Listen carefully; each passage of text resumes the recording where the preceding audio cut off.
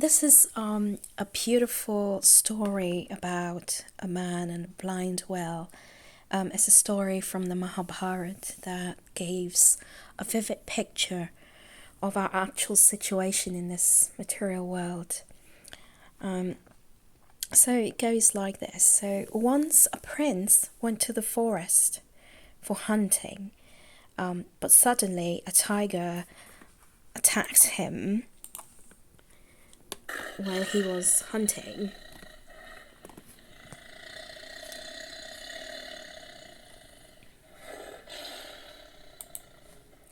So, while he was running to save his life, his feet got stuck in a creeper and he fell into a dry, blind well. And while he was falling, he managed to save his life by catching onto a tree branch that was hanging over the well, as we can see in this picture. When he looked up, he found that the tiger was waiting for him. And so the tiger was waiting for him on top of the well. And as his eyes got adjusted in the dark, he found two rats, one black and one white, which was slowly but very surely nibbling on the branch he was hanging on. And he understood therefore that very soon the branch would give way and that he would fall in the well. And that was not just a well with water in it. When he looked down, he saw that in that well at the bottom there were many snakes hissing at the bottom of the well. Hiss. So that was a very, very scary situation there. But suddenly, as he looked up, he saw that there was a honey hive. There was a beehive between two branches that he was holding on to. And suddenly a drop of honey fell on his face. So he pulled his tongue out and he licked it, and it was the most amazing, sweet, lovely taste that he was getting. And so due to disturbance, because he was shaking while holding the branch, the bees were really angry. You can imagine how they were buzzing very angrily and they wanted to sting him. But at the same time, honey was also oozing from the comb, the honeycomb. And also there was an elephant, as we can see here. There was an elephant that was also holding on to the branch. So that was a very, very precarious position there. But that man, he was very happy, although he was in such a terrible situation, with a tiger waiting for him there, snakes at the bottom of the well that he was about to fall into, rats nibbling onto the branch, which means the branch would soon fall, bees that were going to bite him, and there was this elephant there by the tree. He was in such a terrible situation, and yet he started to feel really happy. He looked up at the drops of honey and waiting for these little drops to fall in his mouth, opening his mouth. He didn't want to think about this terrible predicament that he was in. He was just carried away by the sweetness of honey. So this analogy, it's a very strong analogy. It fits us. That man who is there is actually us. It's us. We are there hanging in such a precarious way in this material world. We're stuck in this blind, stingy well. of this material world, samsara. And death is chasing us continuously, and that's the tiger that we saw, and it will not leave us without devouring us. The black and the white rats on the branch represent night and day respectively.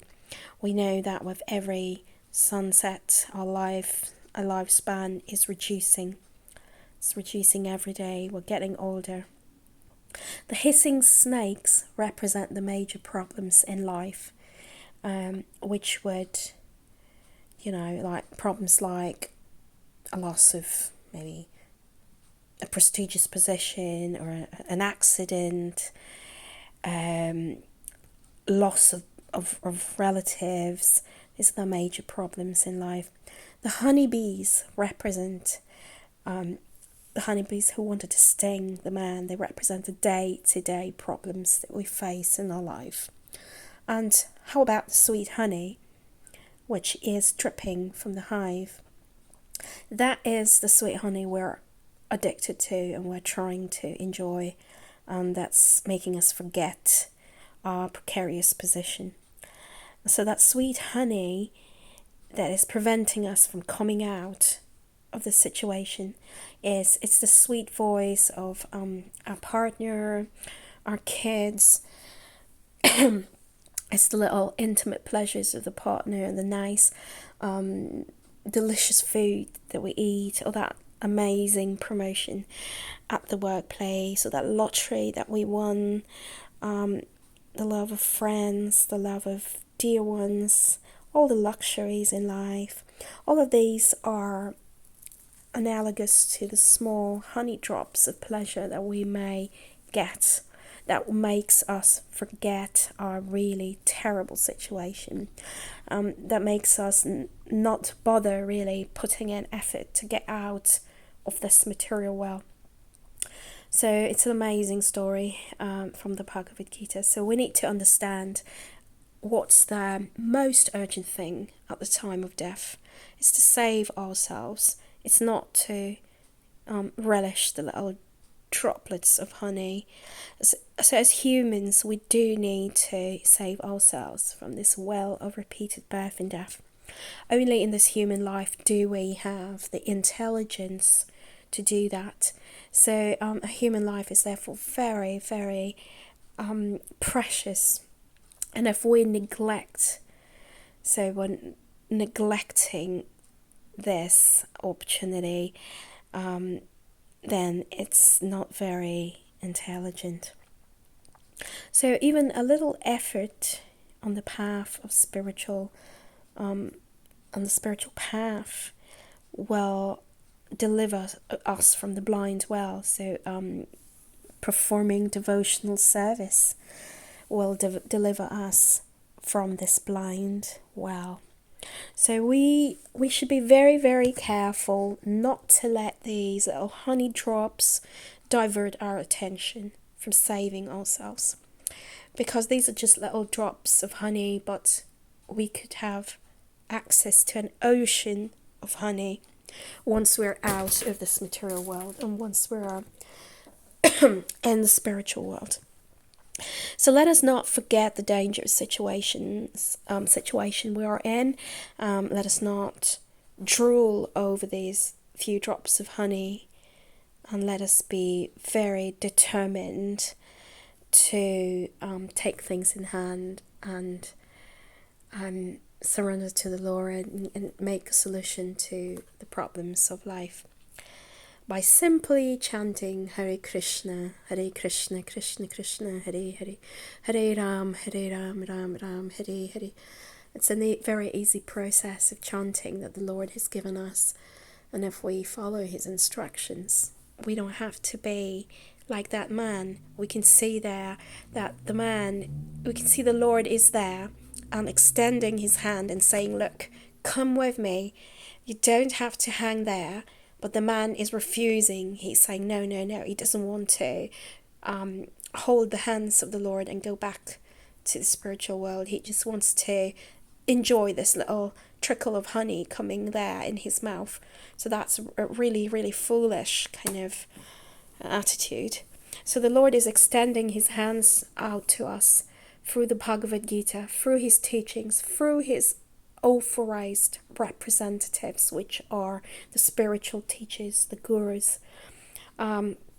He's extending his hand by giving us the process of Bhakti Yoga, which is the topmost of all yoga systems. So all we need to do is just reach out and hold his hands. So reach out and embrace these instructions and follow them very seriously in our life.